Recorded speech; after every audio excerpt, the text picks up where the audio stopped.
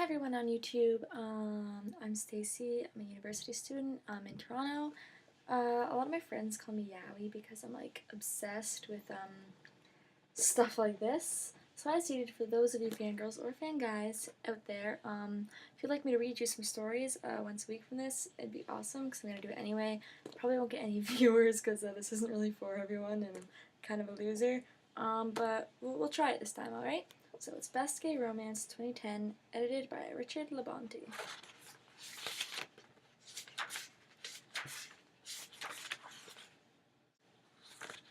Introduction. My first, and among the best, romance. A boy named Jack. Truly a boy. He was 16. His hair was red. His frame was lanky. His nose was prominent. His nose? Curious. The body parts that attract. Even now, decades later, tall, wiry redheads with Roman noses, a limited gene pool to be sure, excite me. I was a year younger. We lived on a small military base in northern Quebec. Fewer than 800 people. Schooling ended at grade 9. That's when military fathers, independent mothers, and their children were transferred to another posting. My life ended the summer Jack left. No, not really. I'm still here, obviously. Hyperbole. But, in memory, it was the end of my world. The night before Jack moved away forever, he came to my home for dinner. After, we walked to the woods behind the block of enlisted men's housing where I lived. We held hands, we kissed, we wrestled, we unzipped, we came. We talked about separation and sadness. We cried, we laughed too. At his whooping laughter, to the sweet, sure memory of his red hair and his strong body and his suck-worthy nose.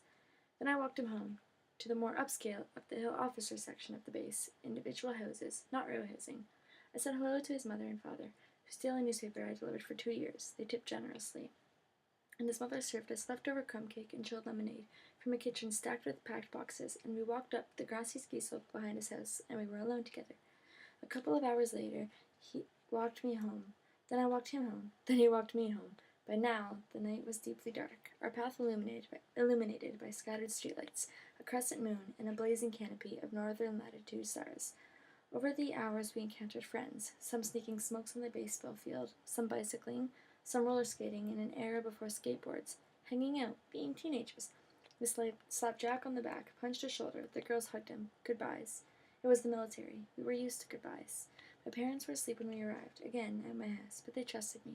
And the military base was a safe village, so our past-dusk strolls caused no concern, and school was out for summer, so bedtime was late. We sat on my back porch, overlooking the forest, and whispered our goodbyes, and cried. Then I walked him home for the last time. One night, 1 week, 1 summer can be as romantic as a lifetime together.